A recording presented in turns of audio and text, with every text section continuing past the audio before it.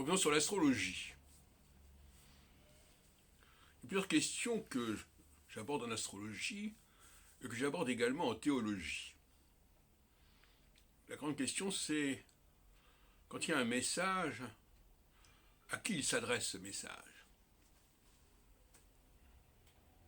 Qui est visé par le message? Alors évidemment, la réponse, c'est tout le monde. Tout le monde. Tout le monde est visé par les messages bibliques. Tout le monde est visé par l'astrologie, par les astres. Eh bien, je crois qu'il faut remettre en question complètement une telle façon de voir les choses. Et de la même façon que tout le monde n'est pas visé par les promesses d'alliance divine, contrairement à ce que certains veulent croire, eh bien de la même manière, les astres envoient des messages qui ne sont pas forcément à destination de tout le monde. C'est une erreur que commettent la plupart des astrologues qui font le thème astral, natal ou autre de tout le monde, justement. C'est donc cette astrologie de tout le monde que je remets en question. Et l'expression d'ailleurs est anglaise, everybody's astrology, hein, qui est apparue au début du XXe siècle. Et qui a fait l'objet d'ailleurs d'un petit manuel qui a été traduit en français avant la Première Guerre mondiale, et que Trédériel a réédité en 87, je crois, à ma demande. Deuxième point, dans le thème astral, des personnes qui seraient effectivement concernées, où est le centre? Où est le centre? C'est-à-dire, qu'est-ce qu'il faut chercher dans le thème astral, en fait? Quelle est la clé, quel est le pivot du thème astral? Et on retombe dans le problème de l'astronomie, finalement.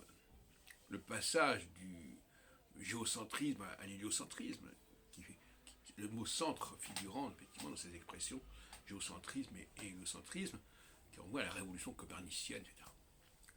Donc effectivement, il est très important de savoir où est le centre d'un système. Et pour moi, le centre du système astrologique, c'est l'ascendant. C'est le point ascendant, c'est le degré ascendant. Or, cet élément-là est un élément parmi d'autres pour beaucoup d'astrologues. C'est une tonalité parmi d'autres. C'est un ascendant qui correspond à un certain signe zodiacal, comme une planète est également dans un certain signe zodiacal, et il peut même être dominé par une planète, par le système des maîtrises et des domiciles, etc. Dans une autre maison. Donc, l'ascendant n'a pas la place qu'il mérite, et notamment par rapport à ce qu'on appelle le signe solaire, parce qu'en astrologie, le soleil n'a aucune importance en réalité. Les travaux de Gauquelin l'ont montré, et ce n'est que de ce point de vue-là qu'un élément, qu'un facteur parmi d'autres. Même si on sait qu'effectivement il y a l'héliocentrisme, etc., mais en l'occurrence, d'un point de vue géocentrique, qui est celui de l'astrologie, de l'humanité, le Soleil n'est jamais qu'un élément, et en plus, ce n'est pas un élément très intéressant. Les éléments les plus intéressants étant Mars, Jupiter et Saturne, c'est-à-dire les trois facteurs planétaires. Je laisse tomber évidemment les planètes transsaturniennes, et puis le complexe de l'escorte solaire, Soleil, Mercure, Vénus, etc., sans parler de la Lune, et nous avons donc le pivot central du système solaire, qui est Mars, Jupiter et Saturne. Au regard non pas de l'astronomie, mais au regard de l'astrologie.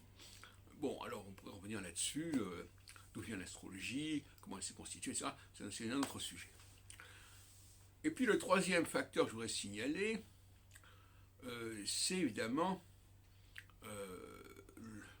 justement les personnes qui sont habilitées et qui sont concernées par les messages cosmiques, comme l'a montré Gauquelin d'ailleurs quelque part, puisqu'il a travaillé essentiellement sur les grandes réussites professionnelles, et pas sur n'importe qui, pas sur le premier venu. Eh bien ce sont les leaders, et les leaders dans tous les domaines, ce sont eux qui fabriquent l'avenir, qui créent l'avenir, qui créent le futur. Ce sont eux qui élaborent des choses qui, tôt ou tard, vont impacter le monde. Tout le monde. Parce qu'effectivement, d'une certaine manière, on s'est intéressé par tout le monde. Mais la question est de savoir qui impacte tout ce monde.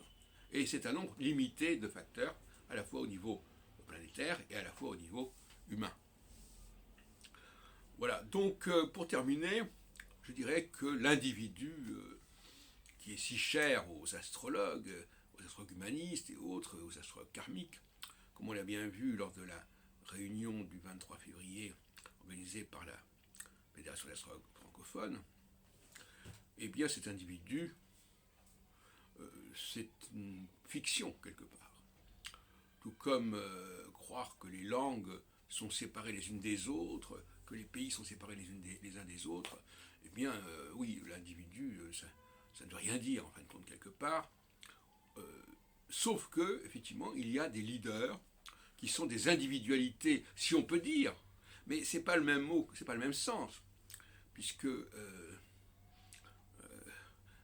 dans le langage courant, un individu, tout le monde est un individu. Or, pour moi, les individus marquants, c'est pas n'importe qui.